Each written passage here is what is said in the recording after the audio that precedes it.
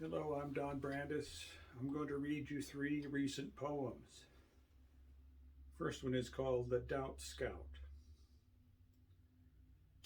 A very distant streaker, far from home, maybe a deserter or a bit of space junk, moving too fast, too straight, startling her tracking astronomers, who soon discard their usual suspects and begin to wander the non science of edges.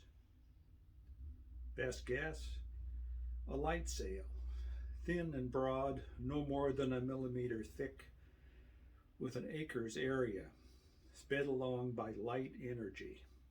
Sunlight's photons like wind filling the shoulder of its sail. Naming it Oumuamua in Hawaiian, roughly, scout.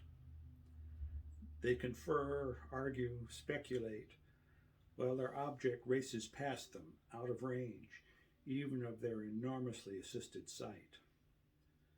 Speeding, slipping, ignoring them, back into the unreachable, as if saying, whatever can be doubted must be doubted. With a bit of practice, doubt is all there is. Down an alley they never enter collectively, yet each is lost in not infrequently, and never admits to. Where doubt turns round on them, a demon laughing and slavering, chases them back to their usual suspects.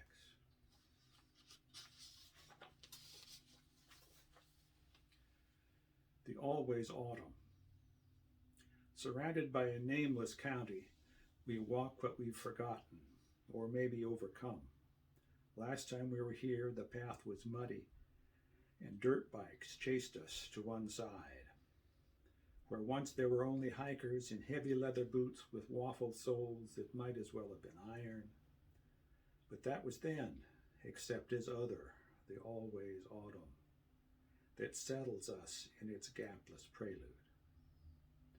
Pumpkins and fat people are all middle, like the rest of us, but more plainly, so harder to ignore. Few of us want to be all middle, always autumn, but we can't help it. None of us can. We're not going anywhere. We're already there. The recurrent pumpkin season, a crest attained or stalled short of, brooded on, a long pause on a tipping point.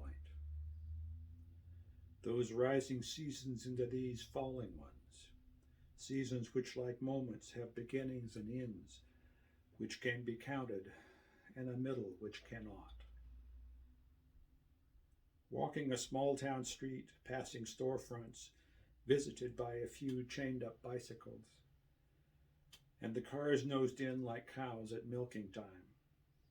An image only a few recall, yet all share as common middle, and now few recognize and none escape.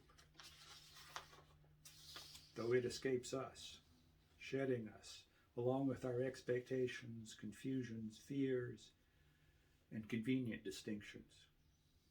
Just beneath our notice, sidewalks are at once fresh poured and wearing away one footstep at a time.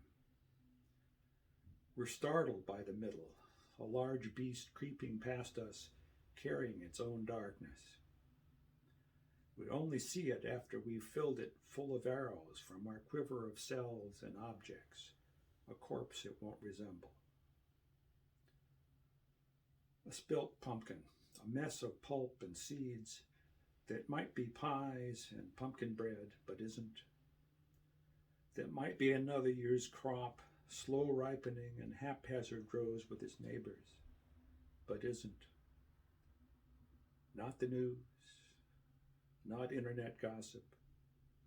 A muddy pool we might have waited to clear itself and us, as it is always doing.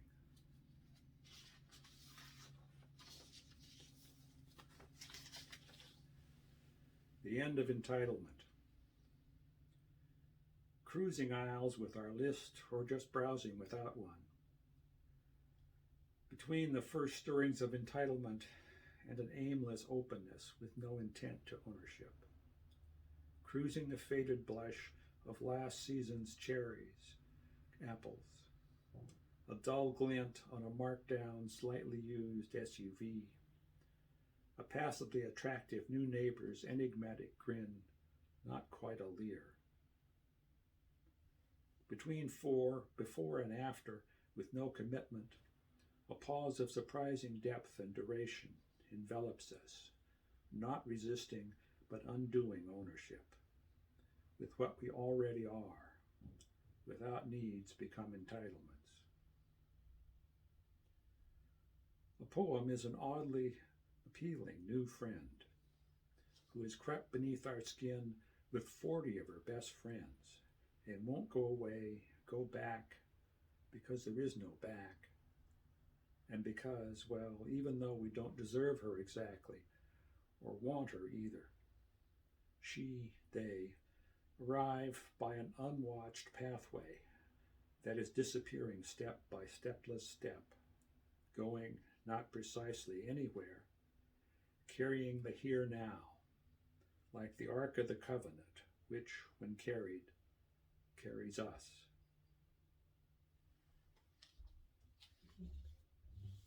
If you like those, you might like my recent book called Paper Birds from Unsolicited Press in Portland,